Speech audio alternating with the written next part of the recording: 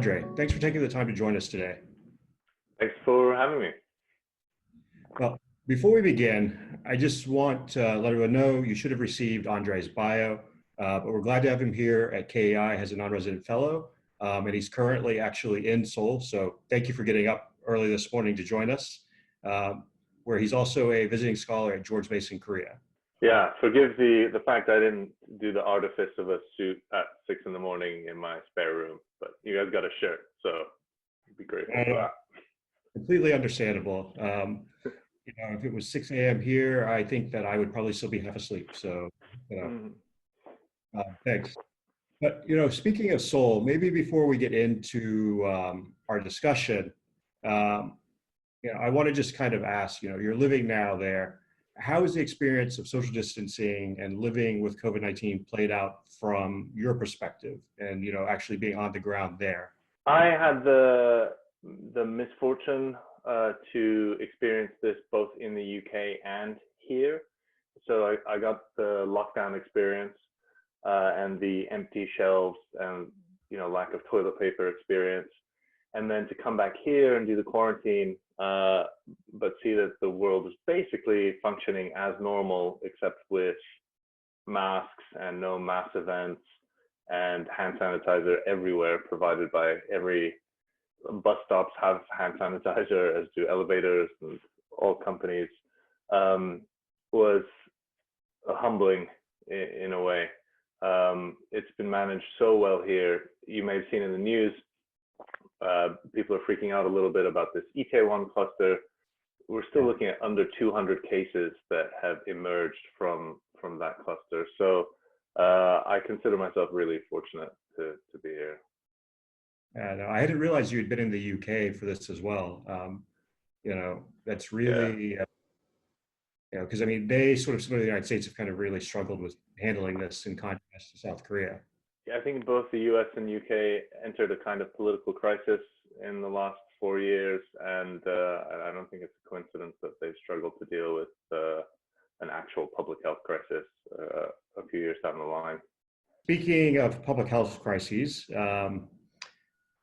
we recently went through this period of about 3 weeks to where there was heightened speculation about Kim Jong-un.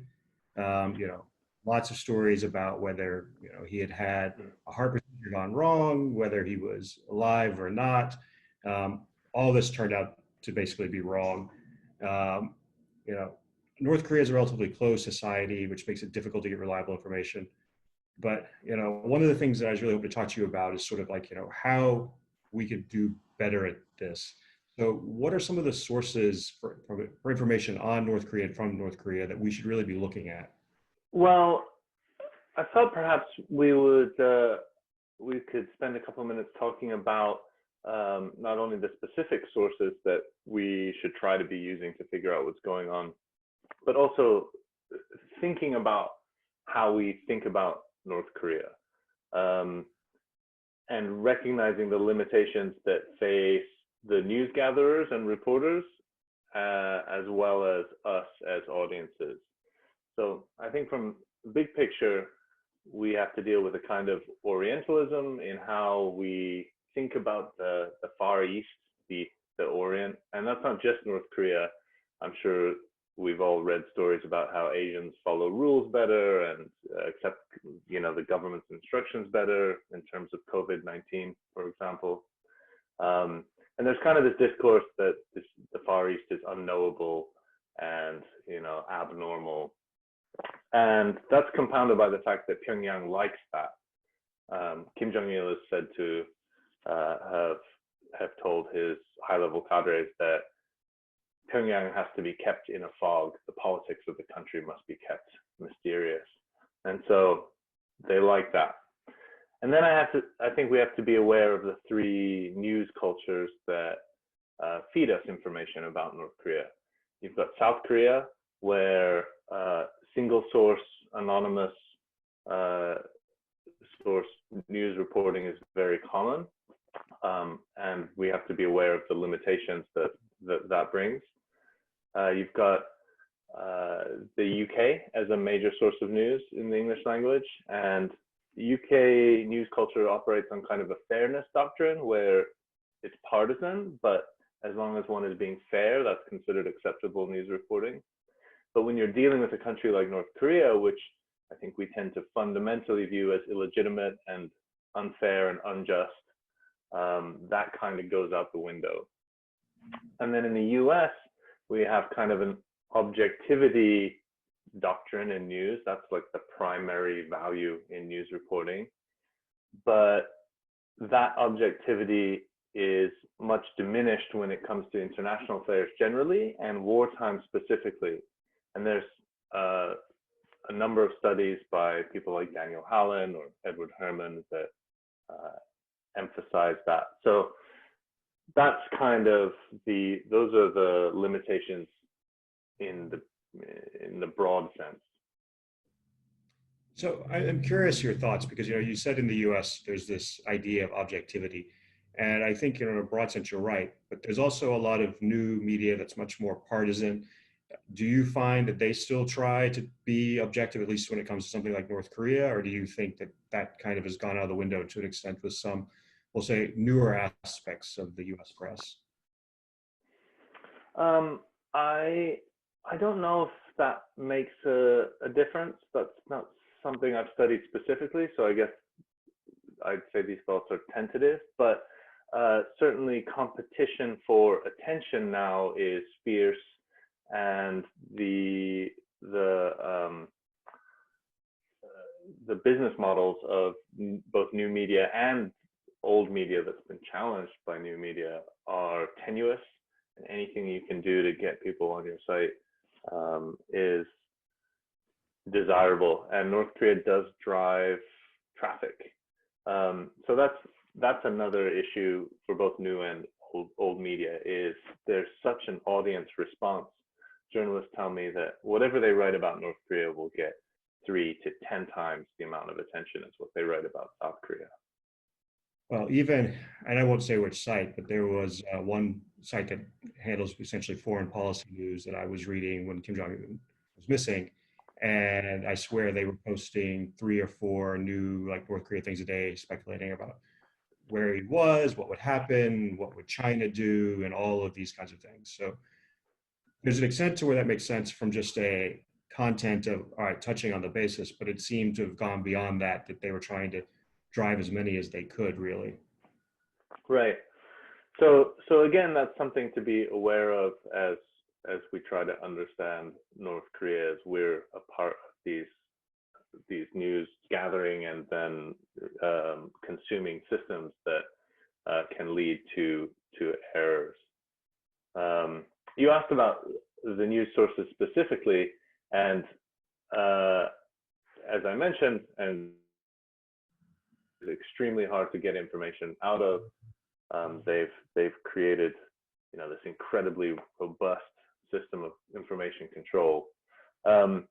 So audiences need to be aware of that single source dynamic that comes from a lot of South Korean mainstream press. But they also need to pay attention, but be aware of the information that comes from defector news sources or on the ground resources like Daily NK or even NK News with on the ground source reporting. Those are limited in scope. Again, we're talking usually about single sources at a single point in time with limited access to information domestically. There's a lot of information that the North Koreans put out themselves in official media. And just in the last few weeks, you're seeing more content by the North Koreans that appears to be a kind of video blogging, much more modern than the traditional kind of stoic news reader. It's important to try and triangulate those things as best one can as well. Well, yeah, and even under Kim Jong-un, there seems to be a slight more tolerance or a desire to actually to acknowledge certain realities that are taking place.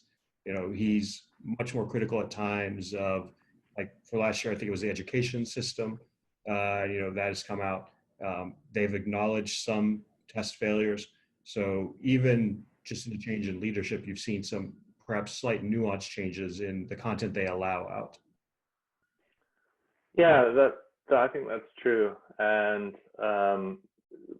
with the video blogging and slightly increased presence on Twitter, you're seeing them experiment with the forms of communication as well, targeting outsiders and trying to adjust to the taste of the 21st century. They're still behind the curve pretty significantly, but yeah, it's still, with such a black box, you have to try and have as wide a range of information as possible. So as we're looking at the COVID-19 story, for example, I think Daily NK, very valuable, as is NK News, as is, official pronouncements by the WHO, as well as paying attention to the aid community and the kind of statements that are coming out from NGOs, who often have people on the ground, but don't at this period generally because of the North Korean lockdown. And so, but then when we're talking about a general news consuming audience, that's a big ask. To try to understand this country, possibly we're asking you to look at a bunch of specialty news, really niche types of information, be aware of media theory and all sorts of other things. It's a lot to ask. There's a big world. There's a lot going on. It's not easy. Well, it may be challenging for the general consumer, but how do mainstream media try to filter the sources that they have?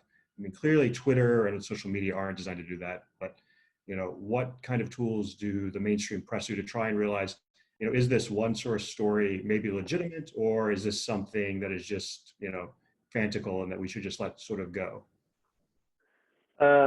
I'm glad you asked, because I wrote an article for your blog a few weeks ago, which I think highlights an important concept originally promulgated by a media scholar called Jeremy Tunstall.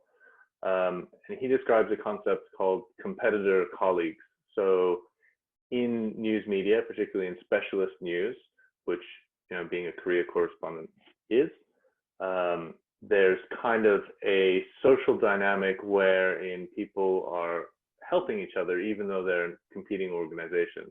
I think journalists here often help each other try to parse these bits of information as they come out. They're often checking in, being like, does this make sense? Or who's this coming from? Or do you have anyone corroborating this? And there's sort of a filter. And I think that dynamic was happening as rumors emerged about Kim Jong-un's health. But once CNN ran a very, very dramatic headline, also anonymously sourced from someone in DC, the story just became so massive, and that dynamic where every news organization had to respond and had to get the traffic, that kicked in and just overwhelmed that social system, that competitor colleague kind of self-regulating system. So for I think us, it was kind of fun. It was 2 weeks where you weren't thinking about COVID-19 constantly, so that was a nice respite. But was led to that bonkers. Even if you have information, you've talked about how it's hard to know if it's trustworthy. I often look at trade data to try and understand what's going on in the economy, but countries, they misclassify data from time to time. You have China, to where it hasn't included its crude oil exports to North Korea since 2013. What are some of the steps we can do to determine how valid the information is, and how do we utilize, or how do you try to utilize what is probably imperfect data about North Korea? When it comes to the economy, there again, I think you have to employ that principle of triangulating as much as possible. So looking at what the North Koreans put out about budget, for example, or statements that they make about the economy in the media, looking at what frequent visitors to the country, particularly an organization I used to be involved with, Just an Exchange, and what their observations are, as well as defector media and defector reports. And then, of course, trade data from partners of North Korea, particularly China. You have to try and piece all that together. But trade data from China, that's limited as well for a number of reasons. So, you know, what do you suppose those limitations are, Troy? So, I mean, first off, you know, like I mentioned, we know there's certain things that, like the crude oil, that just aren't getting put in there.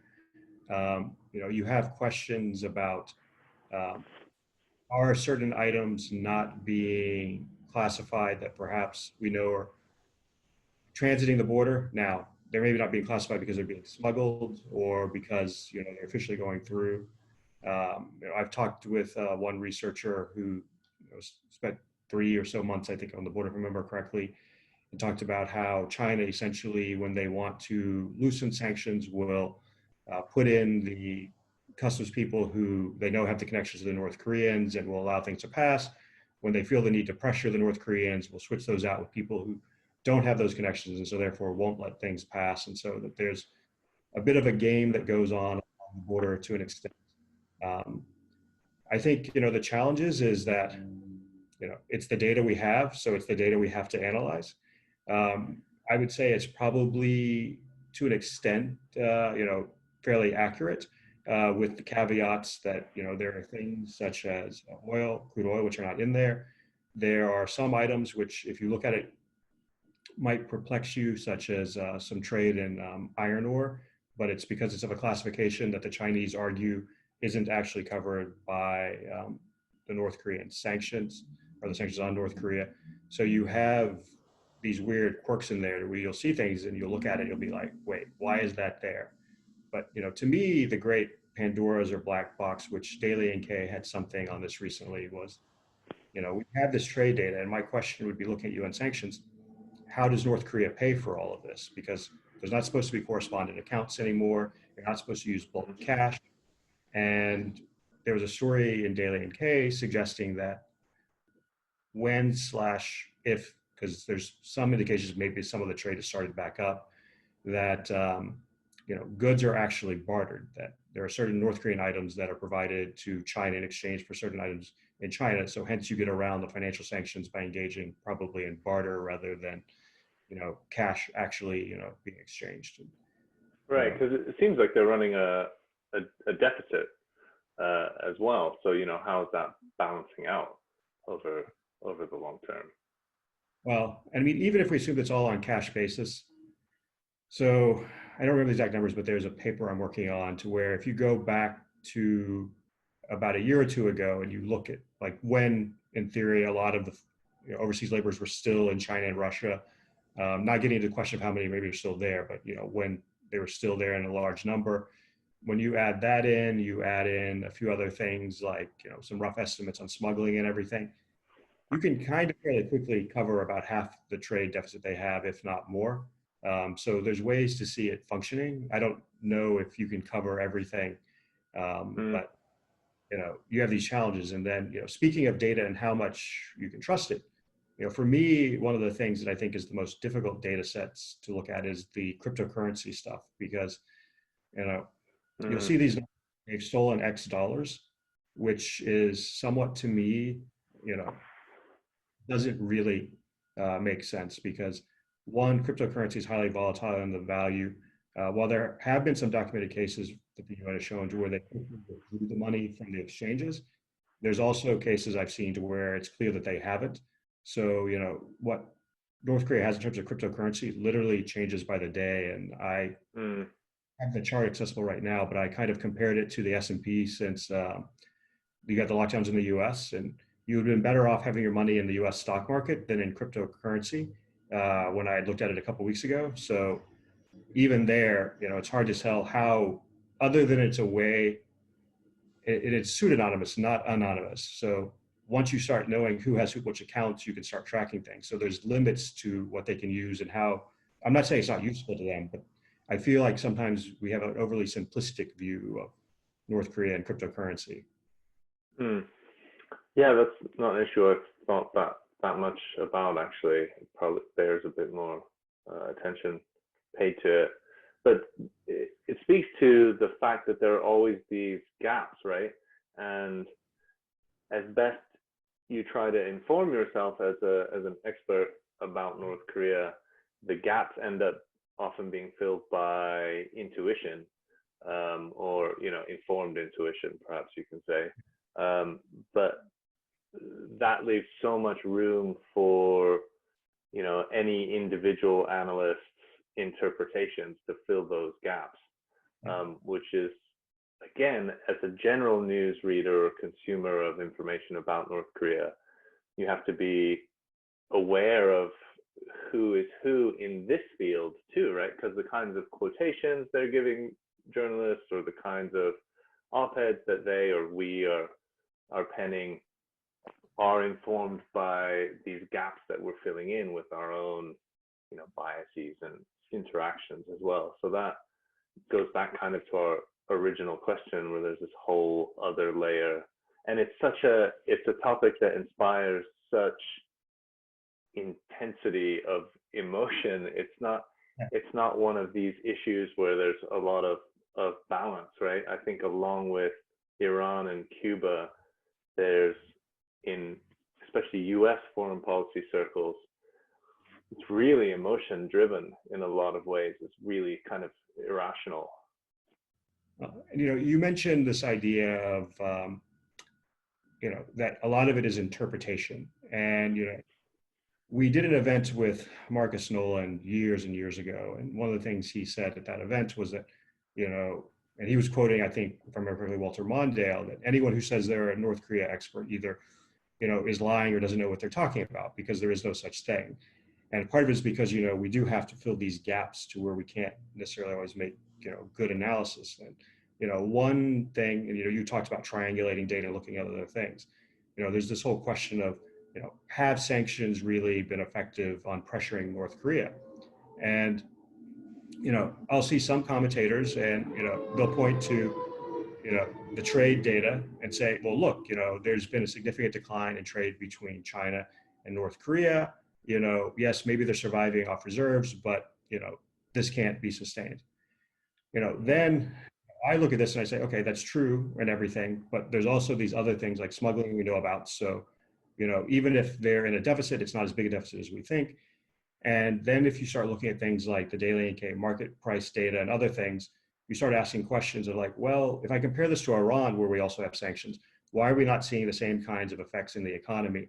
And so, even if sanctions are having an effect, I think it's much less of an effect than it is in Iran or other countries. And so, both of those you can make are a valid interpretation, but we're all kind of trying to divine what's really happening there. Yeah, and when it comes to that sanctions issue, because of how we see on the ground relative to other sanctions target states, that's where I think a lot of analysts' intuitions and emotional thinking fills in those gaps in particular. And you do have kind of a cap that's like, if we push a little harder, maybe we'll get here. And then there's the, whatever we do, we're just going to make ordinary people suffer and not get to our policy goals in the end. And I think I'm more towards the latter. But yeah, that's one of several emotional issues I guess we deal with. So I want to turn to a couple questions we have from the audience.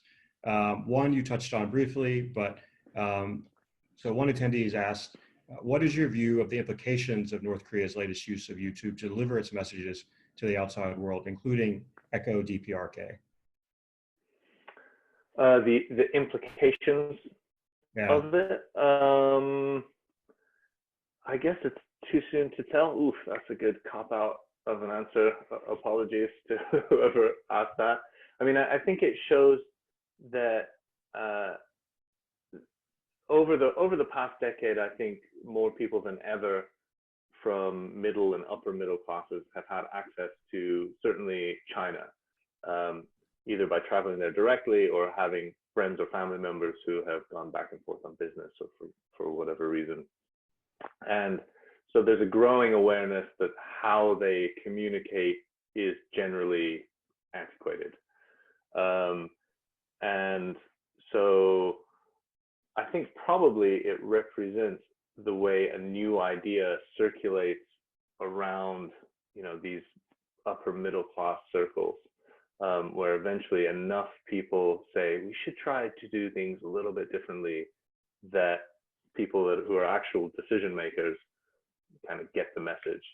I think that happens not only with how they communicate with the outside world, but also with other policies as well. And I think we saw it with how they run their economy for several years, from say 2010 to 15, 16 or so, where new ideas were kind of percolating and circulating around this social class. How far they will take it and how much they'll invest in this kind of communication, we have yet to see. I think I'll be really interested to see if some of these ways of communicating then become adopted for the domestic audience a little bit more as well. So also have a question from Hee-Jung Yang at RFA. What would be the implications of North Korea's, once again, YouTube and Twitter, to deliver responses to Western media reporting on North Korea? A young lady interviewed by these channels claimed to be an ordinary shopper at Kongbuk supermarket and said that there were lots of commodities available in the market, contrary to Western media reports that hoarding was taking place in North Korea. And the YouTube video was posted around the time these rumors around Kim Jong-un's health were swirling, which, this isn't in the question, but the North Koreans basically didn't even acknowledge at the time. Mm-hmm. So, maybe as a tool to respond to what's in our media. Yeah, that was interesting because of how quickly they did respond to the rumors of panic buying, at least at kind of elite shopping centers. Yeah, what to make of it? I mean, I don't know, the single video in a single shop, so you can add that to the basket of single sources. information. Yeah. So yeah, limited what you can conclude from that. Yeah, I think, this is one of the challenges, we even just looking at Kim Jong-un, there's a lot of this sort of like analysis by TV of his health. And, I remember thinking to myself when he had disappeared that, one of the challenges with this is that, if he comes out on crutches, I mean, for all we know, he had ankle surgery, he had knee replacement surgery, and even all those two, we may not know which one specifically it is and everything. So, I think, there are challenges, clearly we can see that he's obese, but, sort of getting beyond sort of those things, and even if you think about a lot of, people in the United States who are obese, or even professional athletes, who are much huskier and, like linemen in the NFL, just because you are obese does not mean that you're going to keel over at the age of, 30 something. So I think there are real challenges information wise. Yeah. And I mean, he showed up May 1st. That was what, 19 days ago here. So is that longer? He's been gone again longer. So potentially we're just one single source leak away from this happening again. Although perhaps there would be more pushback from that kind of competitor, colleague, expert journalist community. I think the appetite for going through another 2 weeks of intense manic speculation is probably reduced. I hope so. I got other things to do. I think we probably all do. But before I let you go, there's one last question from Flora Greco. What can we expect for interkorean relations after Moon's landslide victory in April? Yeah, that's a great question to end on.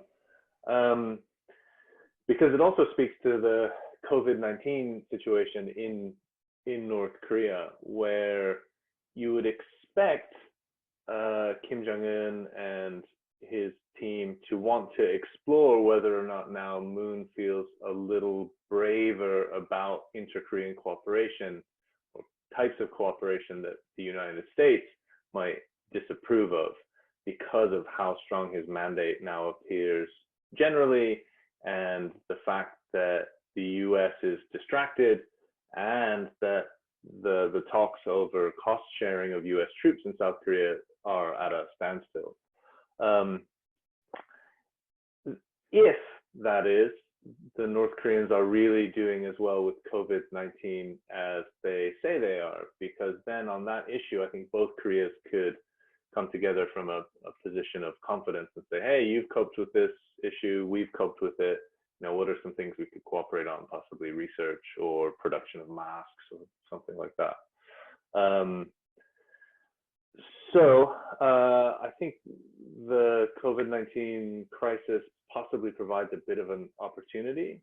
That said, if you look at inter-Korean relations and North Korea-US relations as part of a process that is currently paused following the collapse of Hanoi and the stalled out stuff from last fall, North Korea will be very keen not to re-engage from a position of weakness. And so if they are less confident about how their economy is going, or indeed there are problems with the coronavirus that we don't yet know about, you know, that could act as a further limitation on prospects for inter-Korean relations warming up. So again, we don't know. We have to be aware of the range of possibilities and be prepared for more than one potential outcome, which I suppose is as good a way as any of saying we don't know. Well, it's a more diplomatic way of saying, you know, we don't know. Yeah. With that, Andray, thank you very much for taking the time and getting up early again to come on with us today. I appreciate that. And before I go, I just want to let everybody know we have 2 upcoming webinars. One on Thursday morning. It's our look at the KBO starting up its season and moving on to ESPN. And if you haven't seen, we're fortunate we have, for example, Eric Hacker, who's going to be one of our guests, who played both in the major leagues here in the United States and in the KBO. We also are fortunate to have a wide range of experts as well to talk with him about this. And also on May 26th, we'll be looking at the future for Korea-Japan relations with a conversation with Alexa Stutton. With that, thank you, Andray, again, and have a great day.